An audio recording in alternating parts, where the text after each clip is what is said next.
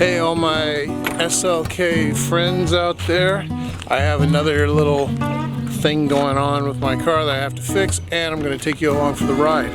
But I do have to ask all of you if you happen to know where I can get another one of these.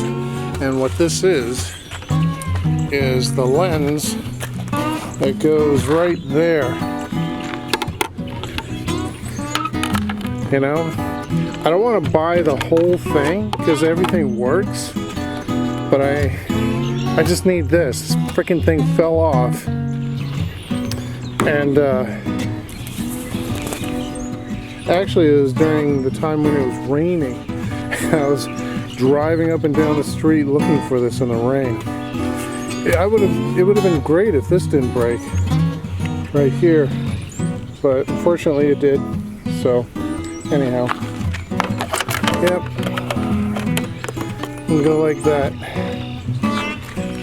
I can glue it back on or do something.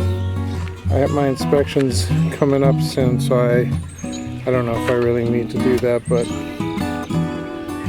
nevertheless I will.